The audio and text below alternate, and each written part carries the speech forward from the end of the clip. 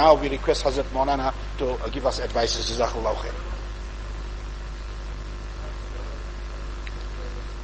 Ji, inshallah, the left is a bit empty. We request that the majma'ah be balanced out. So those that are sitting right in the back, inshallah al-aziz, we will really appreciate it if you come onto the left hand side. Jazakallah khair. Alhamdulillahi Rabbil Alameen, wassalatu wassalamu ala ashrafil anbiya'i wal mursaleen wa ala alihi wa ashabihi ajma'een, amma ba'd. فأعوذ بالله من الشيطان الرجيم. بسم الله الرحمن الرحيم. فذكر فإن الذكرى تنفع المؤمنين.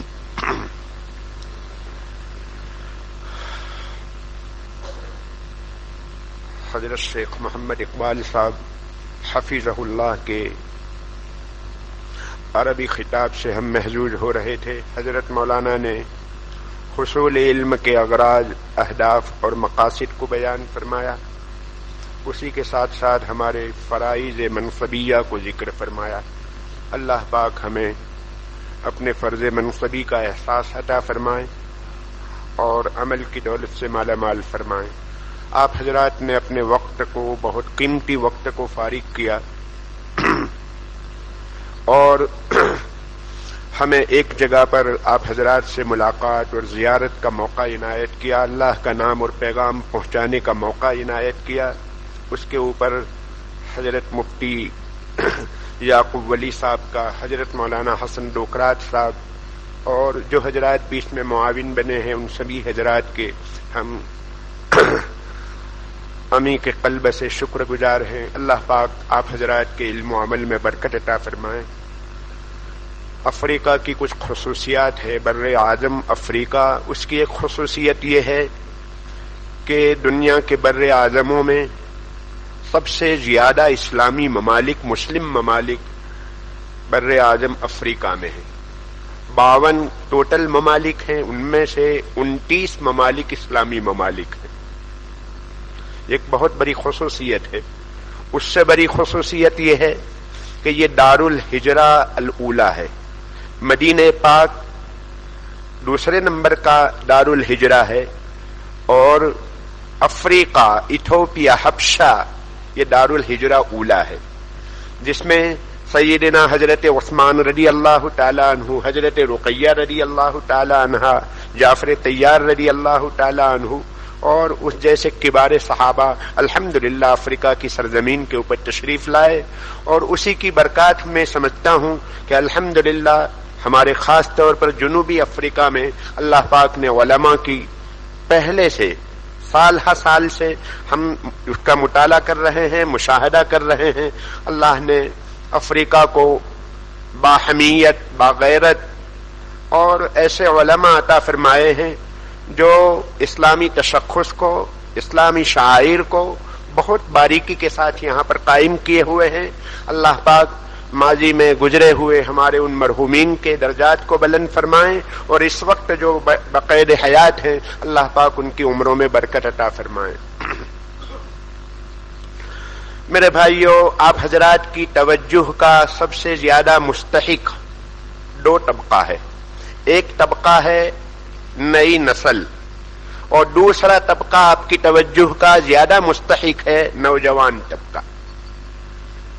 ویسے پوری امت مسلمہ اور پوری امت مسلمہ ہی نہیں بلکہ پوری انسانیت یہ ہمارا میدان ہے. 3 میدان ہیں محنت کے. پہلا میدان 1.5-2 ارب مسلمان، ان کو اعمال اسلامیہ کے اوپر لانا، جو اعمال میں کمی آ رہی ہے ان کو دوبارہ اس کی طرف لانا، یہ ایک محنت ہے. نمبر 2، امت مسلمہ کے اذہان میں خیالات، وساوس، جو اشکالات گردش کر رہے ہیں ان کے جوابات دے کر ان کے ایمان کی حفاظت کرنا، اعتماد علی الاسلام کو بحال کرنا. تیسرا میدان ہے ہماری دوسری جو قومیں ہیں، دوسری کمیونٹیز ہے، ان تک یہ امانت کو پہنچانا، جو تقریباً دنیا میں 5.5 ارب کی آبادی ہے. ان کے بھی اشکالات ہیں، ان کے بھی جوابات، اور نمبر 2 ان تک یہ امانت پہنچے، یہ ہماری ذمہ داری ہے. تو جیسا کہ میں نے عرض کیا، دو طبقات اس وقت ہماری سب سے زیادہ توجہ کے مستحق ہیں اور محتاج ہیں۔ اس وقت خاص طور پر ہمارا یہ جو مجمع ہے اس میں 3 طرح کے علماء ہیں۔ نمبر 1 ائمہ مساجد، نمبر 2 اساتذہ مکاتب، اور نمبر 3 خطباء، جو حضرات ممبر و محراب کو سنبھالے ہوئے ہیں۔ اور بھی دوسری لائنیں بھی ہے، لیکن اس وقت مختصر ہے، اس لیے مختصراً ان 3 عنوان کے اوپر فکر ولی اللہ کو خلاصے کے طور پر 2 چیزوں میں ذکر کیا جا سکتا ہے۔ نمبر 1 دور حاضر کے تقاضوں پر نظر رکھنا اور ان تقاضوں کی تکمیل، اس کو انجام دینا۔ اس وقت کیا حالات ہیں، کیا فتن ہیں، کہاں سے حملے ہو رہے ہیں، کس محاذ سے حملہ ہو رہا ہے، کن ہتھیاروں سے حملہ ہو رہا ہے، اس کے اوپر نظر رکھنا اور اس کے تقاضوں کی تکمیل کرنا۔ فکر ولی اللہ کا دوسرا نمبر ہے مستقبل کے خطرات کے اوپر نظر اور اس کا سد باب۔ آئندہ کیا کیا امکانات ہیں، کیا احتمالات ہیں، کیا فتن رونما ہو سکتے ہیں، اس کی نظر، اس کا جائزہ لینا، اس کا مطالعہ کرنا اور اس کے جوابات، اس کا سد باب۔ 2 طبقات میں سے جو پہلا طبقہ ہے نئی نسل، نیو جنریشن، اس وقت یہ رڈار کے اوپر ہے، پوری دنیا کے رڈار پر ہماری نیو جنریشن ہے۔ ان کے ایمان کو کیسے سلب کر لیا جائے، آپ اس وقت کے جو حالات ہیں اس میں بھی دیکھ رہے ہیں، وہاں بھی نیو جنریشن، اسکولوں کے اوپر حملے، فلاں جگہ پر حملے، آپ سمجھ رہے ہیں کیا حالات ہیں۔ تو نئی نسل، ان کو ان کے ایمان کی حفاظت کے لیے اللہ پاک نے ہمیں مکاتب نامی بہت بڑی جائیداد اور جاگیر عطا فرمائی ہے۔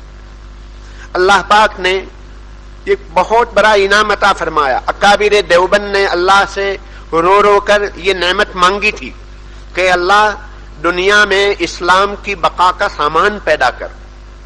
انہوں نے جب وہاں دیکھا مغل سلطنت کا خاتمہ ہو رہا تھا، تو ہمارے اکابر نے یہ دیکھا کہ اسپین میں حکومت کا، اسلامی حکومت کا خاتمہ ہوا تو اسلام کا خاتمہ، تاشکند بخارا میں اسلامی حکومت کا خاتمہ ہوا تو اسلام کا خاتمہ۔ تو ان کو فکر لاحق ہوا کہ اللہ، یہ مغل سلطنت کا خاتمہ ہے، یہ زوال ہے، کہیں ایسا نہ ہو کہ یہاں سے بھی اسلام کا خاتمہ ہو جائے۔ راتوں میں رو رو کر انہوں نے مانگا کہ یہ اللہ بقائے اسلام کا سامان پیدا کر۔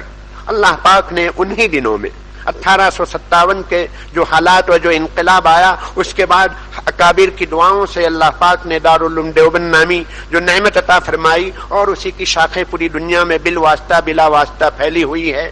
تو پہلے نمبر پر ہماری نئی نسل، مکاتب کا ہمیں جال پھیلانا ہے، مکاتب کو منظم بنانا ہے، منظم بنانا ہے، سسٹمیٹک بنانا ہے۔ خاص طور پر ہمارے مکاتب کے نصاب میں ایمانیات، عقائد، اس کے حصے کو بڑھانے کی ضرورت ہے۔ جس وقت مکاتب کا نصاب مرتب ہوا تھا اس وقت اتنے حالات نہیں تھے، خاص طور پر عقائد اور ایمانیات اور آئیڈیالوجی وہ اس وقت ان کے رڈار پر نہیں تھی، اور اب اس وقت حالات بدلتے جا رہے ہیں، کورس میں تبدیلیاں آ رہی ہے، اس میں کیا کیا چیزیں اور کیا کیا کہاں سے گندگیاں آ رہی ہے۔ مکاتب یہ 3 چیزوں کا فلٹر ہے۔ مکاتب بے دین گھرانوں کی جو بے دینی ہے، ہر گھر دینی نہیں ہے، بعض گھرانے بے دین ہوا کرتے ہیں، والدین بے دین ہوتے ہیں، تو ان گھروں میں پیدا ہونے والی جو گندگیاں ہیں، ان گندگیوں کا فلٹر یہ ہمارا مکتب ہے۔ دوسرے نمبر پر ہمارے مکاتب یہ فلٹر ہیں محلے اور اطراف و جوانب کی جو گندگیاں ہیں، محلے میں ہر گھر دیندار نہیں ہوتا ہے، بعض گھرانے دیندار ہوتے ہیں، بعض بے دین ہوا کرتے ہیں، تو ایک گندگی وہاں سے آتی ہے، اس گندگی کا فلٹر مشین ہمارا مکتب ہے۔ تیسرے نمبر پر اسکول میں ہر قسم کے لوگ آتے ہیں، مسلمان بھی ہوتے ہیں، غیر مسلم بھی ہوتے ہیں، وہاں ایک خاص قسم کی گندگیاں، ان گندگیوں کا فلٹر مشین اللہ پاک نے ہمیں مکتب کی صورت میں عطا فرمایا ہے۔ تو خاص طور پر مکاتب کا جو نصاب ہے، جس میں قرآن مجید کی تلاوت، تصحیح قرآن اور تصحیح فقہ، تیسرے نمبر پر سیرت ہے، پھر متفرقات ہے، تو اس میں خاص طور پر توجہ زیادہ دینے کی ضرورت ہے ان کے عقائد کی طرف۔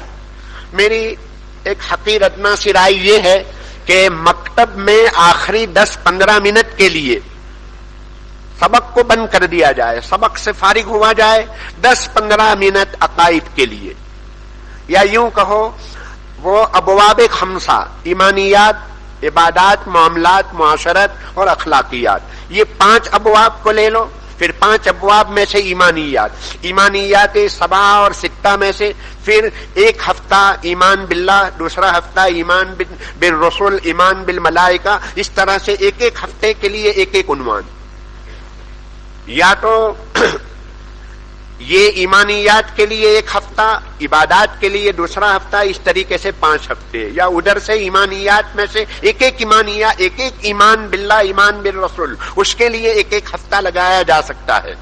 اور ہر استاد اپنے آخری 10-15 منٹ اسی کے لیے وقف کر لے، ہر ہفتے کے اندر پورے مدرسے کے تمام طلباء کو جمع کر کے، مدرسے کا جو باذوق استاد ہو، تو پھر ان کے ذریعے سے پورے مدرسے کے اندر تربیتی اور یہ ایمانیات اور عقائد کے سلسلے کا ایک محاضرہ اور ایک چھوٹی سی مجلس ہو جایا کرے۔ ایک مہینے میں باہر سے کہیں سے کسی ایسی شخصیت کو بلا کر ہمارے مکتب کے بچوں کے درمیان ایمانیات کو پلانے کی ضرورت ہے۔ یہ نہ سوچیں کہ چھوٹے بچے ہوتے ہیں، یہ ایمانیات کو کیا سمجھیں گے، نہیں، جناب نبی پاک صلی اللہ علیہ وسلم نے ہمیں جو چھوٹے بچے کے کان میں اذان اور اقامت کے لیے جو فرمایا ہے، وہ ہمارے لیے ایک میسج ہے۔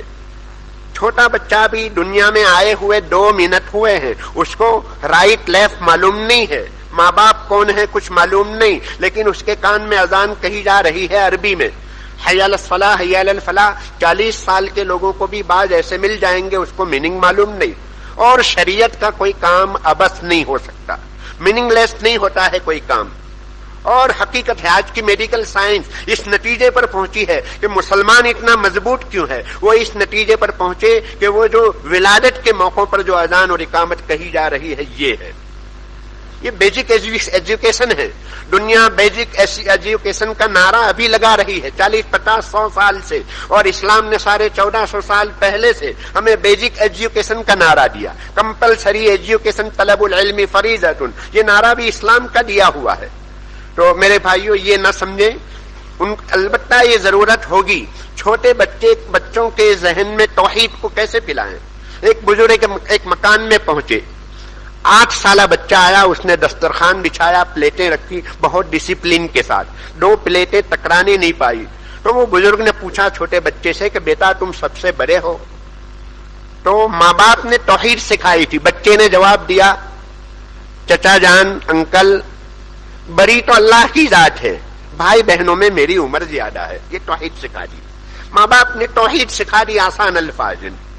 خواجہ قطب الدین بختیار کاکی رحمت اللہ علیہ، ان کی والدہ نے، ان کے والد نے ان کو توکل سکھایا۔ بچہ اسکول مدرسے سے گھر آتا تھا، کہتا تھا امی بھوک لگی ہے، تو ماں کہتی تھی کہ بیٹا وضو کرو، 2 رکعت نماز پڑھو، اللہ سے دعا مانگو، اللہ روزی کا انتظام فرما دیں گے۔ ادھر بچہ وضو کر کے 2 رکعت نماز پڑھتا، ادھر ماں روٹی پکا کر کبر میں رکھتی تھی، اور ماں کہتی تھی کہ دیکھو وہاں پر روٹی کا انتظام اللہ پاک نے فرمایا ہوگا، وہ کھولتا تھا، روٹی مل جاتی تھی۔ ماں باپ نے توکل سکھایا کہ روٹی اللہ کے وہاں سے ملتی ہے۔ ایک دن ایسا ہوا تاخیر ہو گئی، ماں وہ دلی کی ٹریفک میں تاخیر ہو گئی، کہیں پہنچی ہوئی تھی شادی بیاہ کوئی تقریب میں، بہت دیر ہو گئی، آئی تو بچہ سویا ہوا تھا۔ ماں نے جلدی روٹی پکائی اور بچے کو اٹھایا کہ بیٹا آج بہت بھوک لگی ہوگی۔ بچے نے کہا کہ ماں آج تو ایسی روٹی ملی تھی، آج تک ایسی روٹی اور ایسا ذائقہ، ایسا ٹیسٹ ہوا ہی نہیں تھا، اس لیے کہ آج تو من جانب اللہ غیبی طور پر نظام ہوا تھا۔ تو یہ ماں باپ نے ان کو तवाज़ु सिखाएं. मसलन बच्चों को पूछा जाए सबसे ज्यादा क्लेवर कौन है, क्लेवरेस्ट कौन है, तो कोई कहेगा मैं, कोई कहेगा मैं. उनको कहा जाए कि नहीं, ये तकब्बुर है. ये न कहा जाए कि मैं सबसे ज्यादा होशियार हूं. इस तरह की छोटी छोटी बातों आप मैदान में चलेंगे तो इंशाअल्लाह अल्लाह राहें खोलेंगे. वल्लज़ीना जाहदू फीना लनहदियन्नहुम सुबुलना. तो मकातिब में इस उन्वान से काम करने की जरूरत है. दूसरे नंबर पर इमामत. अइम्मा, हमारी उम्मत मुस्लिमा की तकदीर अइम्मा के साथ वाबस्ता है. जैसा इमाम वैसे मुक्तदी, वैसी उम्मत मुस्लिमा. अगर इमाम बाज़ौक़ है, मुत्तबे सुन्नत है, हलाल और हराम की तमीज है, अगर उसको दीन और शरीयत का पासो लिहाज है, तो इंशाअल्लाह उनके पीछे नमाज पढ़ने वाली जो उम्मत होगी, जो मुसल्ली हजरात होंगे, उनको भी हलाल और हराम की तमीज आएगी. वो मुंतकिल होगी एक एक चीज. अगर ये मिसवाक का पाबंद है तो उनमें मिसवाक, अगर ये सुन्नत का पाबंद है तो इनमें सुन्नत. और इमाम इमामुस फलाह फकत इमामुस फलाह नहीं है. हम इमामुस फलात भी हैं, इमामुस ज़कात भी हैं, इमामुल हज भी हैं, इमामुस सौम भी है, इमामुल तिजारत भी है. बाजार में, मार्केट में तिजारत कैसी हो रही है, स्कूलों में क्या पढ़ाया जा रहा है, एक एक शोबे पर हमारी नजर होनी चाहिए.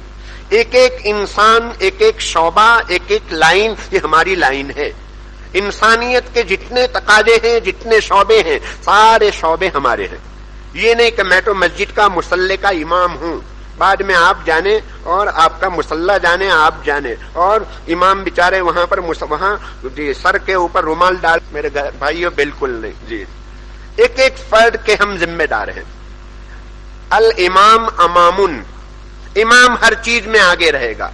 थोड़ा सा कसरे की जगह फतहा लगा दीजिए.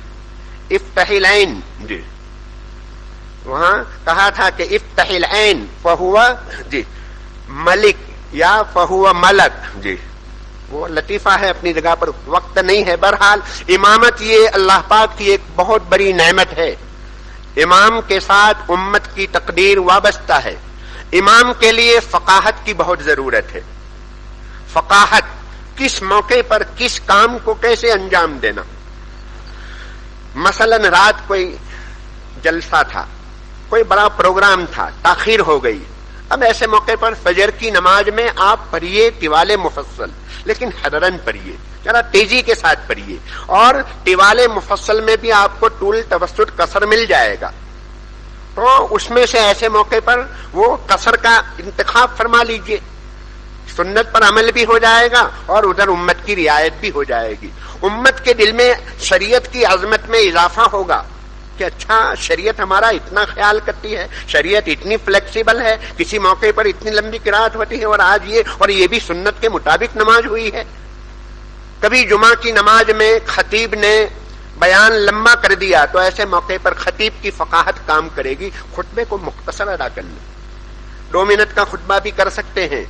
कोरोना के जमाने में कैसे कैसे खुतबे हुए हैं सबको मालूम है. 4-4, 5-5 जुमले वाले खुतबे भी हुए हैं उस जमाने में. तो बड़ी गुंजाइश हुआ करती है. अगर कहीं पर एसी वाली मस्जिद है और अचानक लाइट चली गई तो इमाम की फकाहत होगी कि वो इख्तिसार कर ले, हदरन पढ़ ले. बारिश शुरू हो गई, मेरे मुक्तदी और पूरे मेरा एक आधा मजमा बाहर बारिश में भीग रहा है. अभी हमने तकरीबन 4 महीना पहले ये देखा था एक मौके पर कि मजमा भीग रहा है लेकिन इमाम ने वही अपनी जी. मेरे भाइयों, ये फकाहत की जरूरत है ऐसे मौके पर कि मुझे कैसे अंजाम देना है. बड़ी फकाहत की जरूरत हुआ करती है.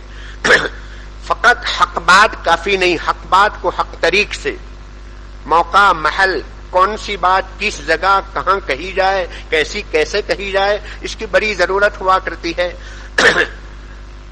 कई मर्तबा ऐसा देखा गया, इमाम तकबीर तहरीमा कहते हैं, बहुत टूल देते हैं, और मुक्तदी हजरात तकबीर तहरीमा बहुत जल्दी खत्म कर लेते हैं.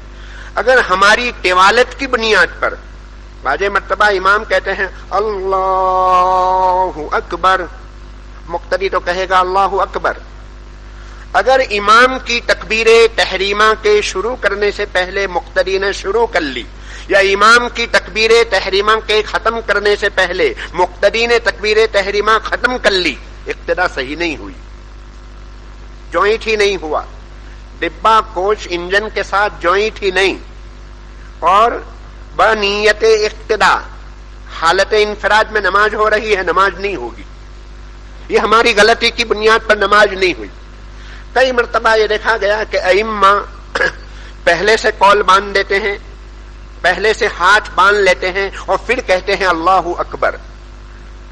وہ جو بہرا آدمی ہے، بہرا آپ کی نقل و حرکت کو دیکھتا ہے کہ امام صاحب نے ہاتھ باندھ لیے، اس کا مطلب یہ کہ تکبیر تحریمہ ہو چکی، حالانکہ تکبیر تحریمہ نہیں ہوئی تھی.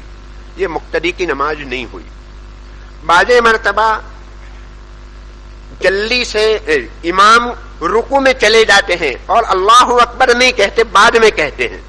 دونوں کو ملا کر کہنا تکبیرات انتقالیہ، یعنی ایک رکن سے دوسرے رکن میں منتقل ہوتے ہوئے کہی جانے والی تکبیر. جب تک وہ رکن کو شروع نہ کرے وہاں تک تکبیر شروع نہ کرے، جہاں وہ رکن میں پہنچ چکے وہاں پر تکبیر ختم ہو جانی چاہیے. کئی مرتبہ ائمہ کو دیکھا کہ سجدے میں پہنچ جاتے ہیں اور پھر کہتے ہیں کہ اللہ اکبر. اب آئیے، ارے جب جا رہے تھے اس وقت بلا لیتے، اتنی تاخیر سے کیوں بلاتے ہو؟ جی تو ہوگا کیا؟ وہ بیچارہ نابینا آدمی ہے. نابینا اور بہرا جو آدمی ہے، ان لوگوں کے بڑے مسائل اس میں پیدا ہو سکتے ہیں. آپ سوچیں گے تو آپ کو اندازہ ہو جائے گا کہ کیا گڑبڑی ہوتی ہے. سلام کا بھی یہی حال ہے. سلام میں اگر ہم نے سلام کو طول دیا، السلام علیکم ورحمۃ اللہ، پوری 12 کھڑکیاں گن سکتا ہے آدمی، اتنی لمبی سلام کرتے ہیں ائمہ. اور وہ مقتدی تو بہت جلدی السلام علیکم ورحمۃ اللہ ختم، یعنی نماز اس نے امام سے پہلے ختم کر لی، نماز نہیں ہوئی. یہ ہماری چھوٹی چھوٹی غلطیاں ہیں. ائمہ کو چاہیے کہ مسائل پر نظر رہے، خاص طور پر فتاوا پر نظر. فتاوا میں وقائع ہوا کرتے ہیں، واقعات مختلف جگہوں پر پیش آتے ہیں، وہ اس میں ہوا کرتے ہیں. ایک تو وہ کتابیں ہوتی ہے جو از اول تا آخر ایک ایک باب کے ساتھ، اور ایک یہ فتاوا ہوتے ہیں، یہ واقعات ہوا کرتے ہیں. اس میں ہمارے لیے بہت سامان ہوا کرتا ہے، لہذا فتاوا کا مطالعہ ہونا چاہیے. خطیب کو چاہیے خطابت. یہ اللہ پاک نے ہمیں ایک بہت بڑا میڈیا عطا فرمایا ہے. میڈیا ہے بہت بڑا میڈیا، محراب اور منبر کے نام سے. ہفتے بھر بہترین تیاری کے ساتھ پھر امت کو روحانی غذا فراہم کی جائے. ایک ہفتے بھر کی غذا ان کو دینا ہے. اس جمعہ سے لے کر آئندہ جمعہ تک کے لیے غذا ہمیں فراہم کرنی. ہماری تھوڑی سی توجہ، تھوڑی سی محنت، انشاءاللہ یہ امت کے ایمان کی حفاظت کا ذریعہ بن جائے گی. ایک بڑا طبقہ وہ ہے جن کو اللہ رسول کا نام اور دنیا اور آخرت اور جنت اور جہنم کے تذکرے، قرآن اور حدیث کے تذکرے، اللہ کی مرضیات اور نامرضیات جمعہ کے بیان میں ملتی ہے. ہفتے کے دوران پھر اللہ رسول کا نام سننے کا موقع نہیں ملتا ہے. ایک بڑا طبقہ وہ ہے.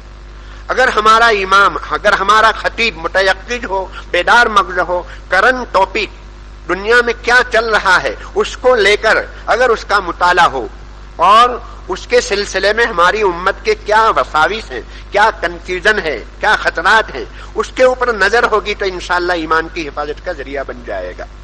ایک بڑے طبقے کے ایمان کی حفاظت کا ذریعہ یہ ہمارے جمعہ کے خطبات ہیں. لیکن جمعہ کے خطبے میں اور دوسرے بیانوں میں، مثلا ہمارا ابھی دورہ ہوا تو دورے کے درمیان ہماری ایک ہی تقریر ہر جگہ چل سکتی ہے، اس لیے کہ ہر جگہ مجمع الگ ہے. لیکن جمعہ کے خطیب کو ہر جمعہ کو ایک ہی مجمع ہے، وہاں ایک تقریر نہیں چلے گی، وہاں ایران توران کی باتیں نہیں چلے گی. میں ایک جگہ وہاں گیا تھا، یہ ہوا، اور وہ تقریریں وہاں پر نہیں چلے گی. سب سے بہترین کامیاب خطیب وہ ہے جو مختصر وقت میں آسان الفاظ میں اپنی معافی ضمیر کو ادا کر دے. وہ دور گیا جی ابوالکلام آزاد والا، اور وہ جو لمبی لمبی تقریریں ہوتی تھی، ابوالکلام آزاد کے اشتہارات، تمثیلات اور اردو، فارسی، عربی سب کو ملا کر مجموعہ، وہ دور وہ گیا وہ دور. اسی طرح شاہ عطا اللہ بخاری علیہ الرحمہ والے خطبات جو ہوتے تھے عشاء سے لے کر فجر تک، اب وہ دور نہیں ہے. امت میں اتنا تحمل نہیں ہے، سکت نہیں ہے، وقت نہیں ہے. لہذا مختصر سے مختصر وقت میں آپ اپنی معافی ضمیر کو آسان الفاظ میں، بہت مشکل کلمات، مشکل الفاظ نہیں. جناب نبی پاک علیہ السلام نے ارشاد فرمایا، میں تو یہ کہتا ہوں کہ فرمایا جی. وہ ارشاد کا لفظ بولو گے تو اتنی دیر میں تھوڑے کچھ لوگ باہر چلے جائیں گے، خیالات کے اعتبار سے وہ باہر نکل جائیں گے. اس لیے کہ جوں کر کے وہ اپنے کاروبار کو بند کر کے یہاں پر آیا ہوا مجمع ہے. کیا کیا خیالات، کیا کیا وساوس ہوتے ہیں، وہ ساری چیزوں کی ہمیں رعایت کرنی ہے. اسی طرح درس قرآن، درس حدیث، درس فقہ، اس کو عام کرنے کی ضرورت ہے. اس لیے کہ امت میڈیا سے لے رہی ہے اور میڈیا کو لے کر میڈیائی ذہن بنتا ہے. قرآن اور حدیث کے اگر حلقے ہوں گے تو قرآن و حدیث والا ذہن بنے گا. لہذا چاہے تو یومیہ، اگر یومیہ نہیں ہے تو ہفتہ وار نہیں تو 2 ہفتے میں 1 مرتبہ ضرور. میری عاجزانہ درخواست ہے آپ سب بھائیوں سے کہ اپنی مسجد میں درس قرآن کو جاری کرو، چاہے 5 آدمی بیٹھے، 5 آدمی بیٹھے، انشاءاللہ مہینے کے بعد 2 آدمی کا اضافہ ہوگا. اور وقت کی بڑی پابندی، 15 منٹ کا اعلان ہے تو 14 منٹ پر بند کر دیجئے، 16 نہیں، 14 منٹ کے اوپر اختتام. اور درس قرآن میں شان نزول کے طور پر بنی اسرائیل کے وہ پورے واقعات کو دہرانے کی ضرورت نہیں. وہ امت یہ سمجھے گی کہ قرآن بنی اسرائیل کے لیے آیا تھا. نہیں، قرآن تو دور حاضر کے لیے ہے. دور حاضر کے مسائل کو ہمیں حل کرنا ہے، اس کا انتباہ کرنا ہے کہ غزوہ بدر میں ہمارے لیے آج کیا سبق ہے، فلاں واقعے میں ہمارے لیے کیا میسج ہے، کیا پیغام ہے. درس قرآن میں یہ ایمانیات کو پلانا ہے، درس حدیث میں معاشرت کو، حسن معاشرت کو اور احادیث مبارکہ سے لینا ہے. اس طرح الگ الگ دروس قائم کیے جا سکتے ہیں. خطیب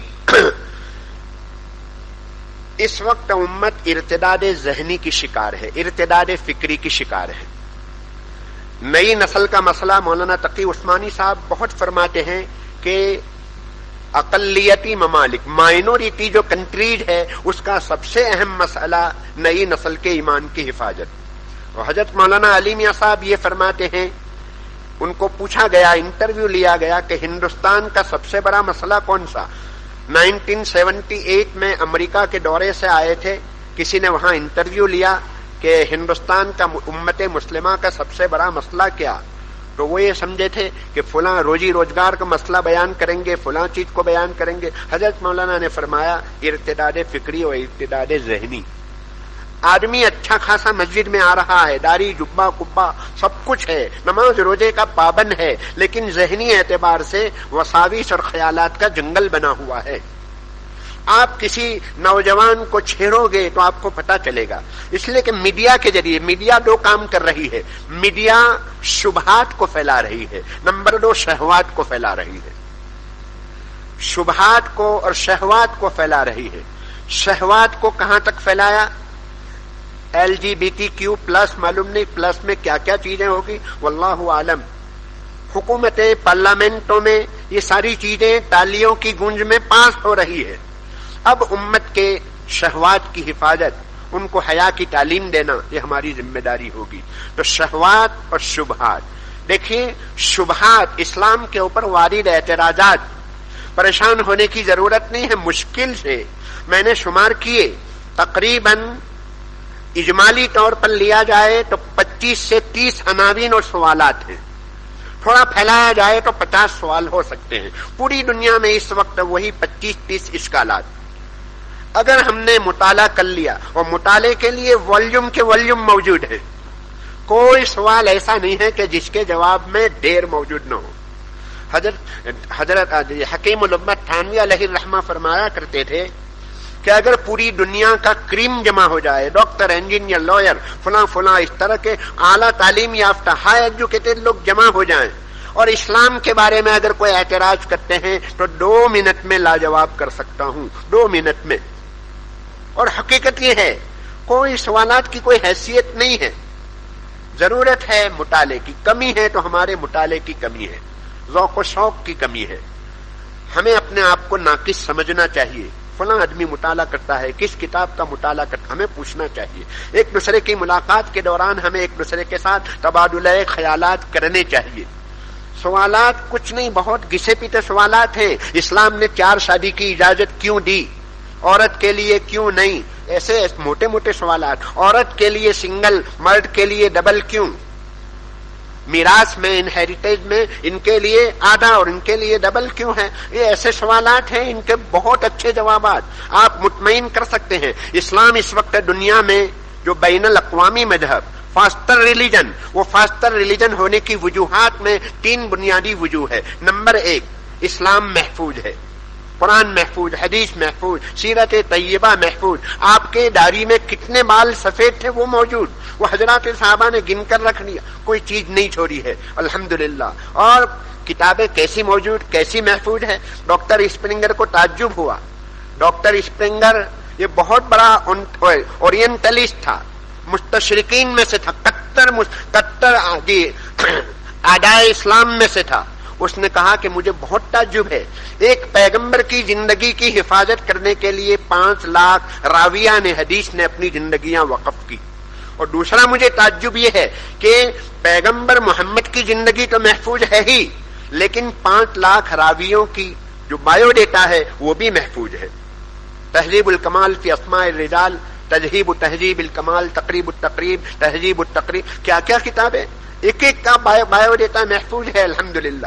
دنیا میں ان لوگوں کے پاس اپنا قرآن بھی محفوظ نہیں، ہمارے پاس تو راویان حدیث کی زندگیاں محفوظ، ہمارے پاس اپنی موضوع روایات جتنی محفوظ ہے کہ اس کا واجہ کون، یہ روایت کہاں کہاں کیسے کیسے چلی، ہماری موضوع روایات جتنی محفوظ ہے اتنا ان کا قرآن بھی ان کے پاس محفوظ نہیں ہے۔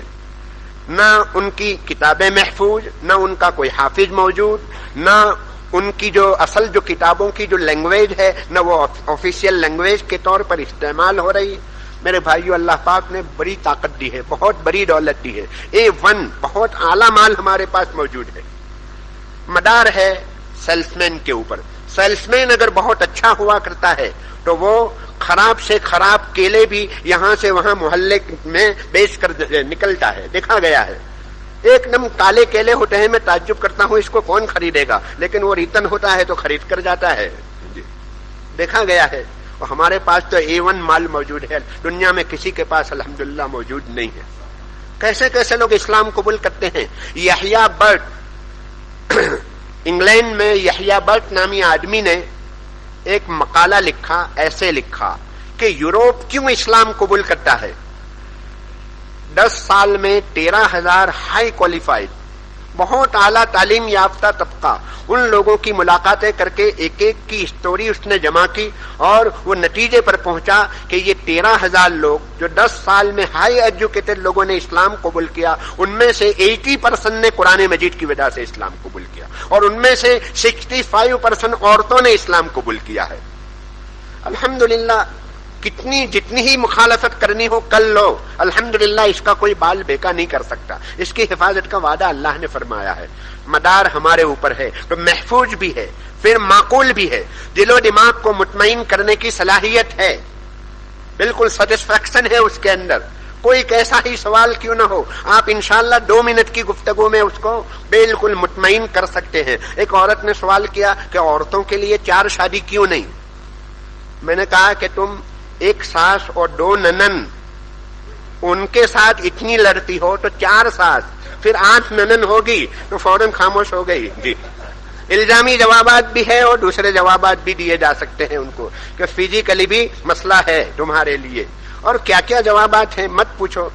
الحمدللہ میں تنزانیہ گیا تو وہاں پر میرے جانے سے 1 ہفتہ پہلے، یعنی 4 شادی کی اجازت کیوں ہے وہ اس پر میں بتلا رہا ہوں۔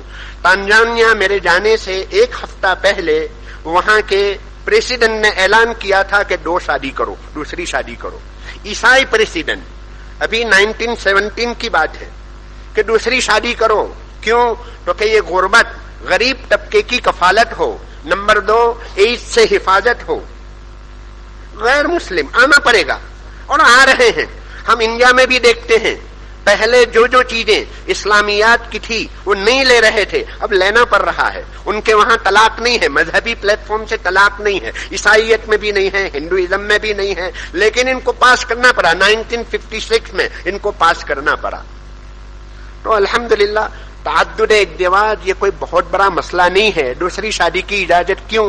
بڑے جوابات ہیں اس کے لیے کہ ایک تو سماجی ضرورت ہے، ایک ہماری سوسائٹی کی ضرورت ہے. کئی عورتیں ایسی پیداوار میں عورتوں کی پیداوار زیادہ، اموات میں مردوں کی اموات زیادہ. تو اب پھر دونوں کو بیلنس کیسے کیا جائے؟ اسی طرح بعض مردوں کو اللہ پاک نے شہوت زیادہ دی ہے.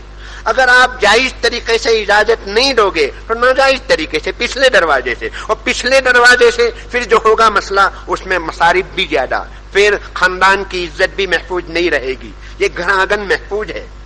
بہرحال یہ ایسے جوابات ہیں، اس کے ڈھیر سارے جواب ہیں. اس کے لیے مطالعوں کی ضرورت ہے. الحمدللہ شاہ ولی اللہ صاحب محدث دہلوی رحمۃ اللہ علیہ کی حجت اللہ البالغہ ہے، اور اسی طرح حضرت تھانوی علیہ الرحمہ کی احکام اسلام اخلاقی نظر میں ہے، اور اشرف الجواب 4 جلدوں میں ہے. ایک ایک چھوٹے چھوٹے اشکالات اور بہترین اس کے جوابات. مولانا قاسم نانوتوی علیہ الرحمہ کی اسلام پر وارد اعتراض کے دندان شکن جواب ہے. ابھی حضرت مولانا خالد سیف اللہ صاحب کی کوارنٹائن ہوئے تھے دلی میں، اس وقت ان کی کتاب آئی تھی 800 پیجز کی کتاب، اسلام پر بھیجا اعتراض اور اس کے جوابات. مولانا ندیم الوادی صاحب کی کتاب آئی تھی نئے ذہن کے شبہات. ایک سے ایک کتابیں آ رہی ہے، بہت اچھی کتابیں، اس کا مطالعہ کرنے کی ضرورت ہے. ہمیں اپنے نوجوان طبقے کی حفاظت کے لیے ان کو یہ تو نہیں کہہ سکتے کہ آپ ٹیکنالوجی کا استعمال مت کرو، ان کو ڈائیورٹ کر دو. ان کو یہ کہو کہ فلاں فلاں صاحب کو پڑھو، ان کی یوٹیوب، ان کی تقریریں، ان کی کلپیں یہ پڑھو. مثلا آپ ان کو یہ کہہ سکتے ہیں کہ یاسر ندیم الوادی کو پڑھو، ان کی کلپ کو پڑھو، حضرت مولانا خالد سیف اللہ صاحب کو پڑھو، حضرت مولانا تقی عثمانی صاحب کو پڑھو، مولانا الیاس گمن صاحب کو پڑھو، مولانا ابراہیم دیولا صاحب کو پڑھو، مفتی سلمان منصور پوری صاحب کو پڑھو، اور ہمارے اس ملک کے اندر بھی جو ہیں آپ کے ذہن میں ان لوگوں کا آپ حوالہ دے سکتے ہیں. نوجوانوں کو ادھر لانے کی ضرورت ہے. اس کے لیے آپ کو اسلام پر وارد اعتراضات، ان کے شکوک و شبہات اور جو کنفیوژن ہے اس کے لیے پروگرام کرنے کی ضرورت ہے. مہینہ 2 مہینے میں ایک پروگرام، مستقل پروگرام ہو. خواتین کے لیے بھی اسی عنوان پر ایک پروگرام تو اپنے طور پر چلتے ہی ہے، لیکن دور حاضر کا جو سب سے بڑا مسئلہ ہے ارتداد ذہنی اور غزو الفکری، یہ جو اس وقت کا مسئلہ ہے اس کے لیے مستقل موضوعات کو موضوع وار الگ منعقد کرنے کی ضرورت ہے. بہرحال وقت بہت مختصر ہے. خلاصہ یہی ہے کہ ہمیں اپنے ذوق و شوق کو سمجھنا ہوگا، اللہ سے مانگنا ہوگا. میں نے یہ بیان کیا، اس کا یہ مطلب نہیں ہے کہ میں کامل ہوں آپ ناقص ہیں. یہ فذکر اور فإن الذکریٰ تنفع المؤمنین، یہ مذاکرہ ہے. میں خود بھی محتاج ہوں، بلکہ سب سے پہلے نمبر پر میں اپنے آپ کو مخاطب بناتا ہوں. شرمندگی بھی تھی. علماء کے مجمع میں بیان کرنا، اس کا مجبور کرو، یہ سب سے بڑا مسئلہ ہوتا ہے. ہم اپنے آپ کو یہ سمجھیں کہ میں عالم ہوں، یہ سب سے بڑا مسئلہ ہے.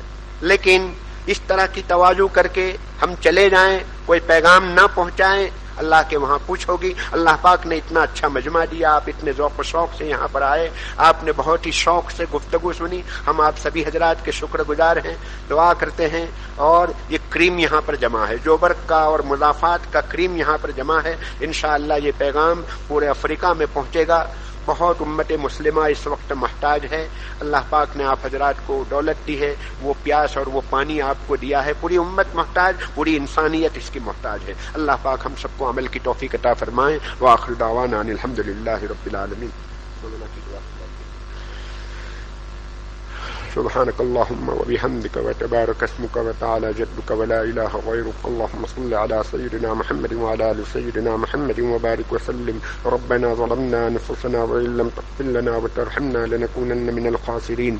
ربنا لا تزغ قلوبنا بعد إذ هديتنا وهب لنا من لدنك رحمة إنك أنت الوهاب. اللهم حبب إلينا الإيمان وزينه في قلوبنا وكره إلينا الكفر والفسوق والعصيان. اللهم اجعلنا من الراشدين.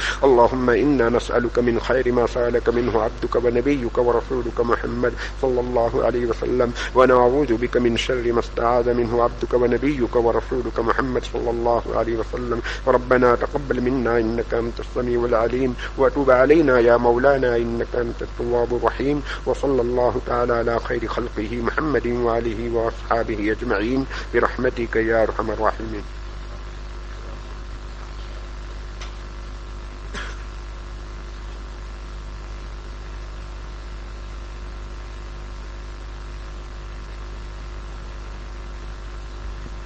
Inshallah, Isha Azan will take place now and Jamaat will be at 40, inshallah.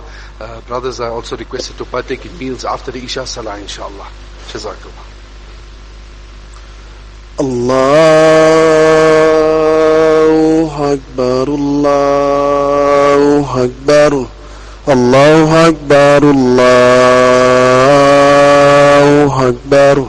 Ashhadu an la ilaha illallah. Ashhadu an la ilaha illallah. أشهد أن محمدا رسول الله.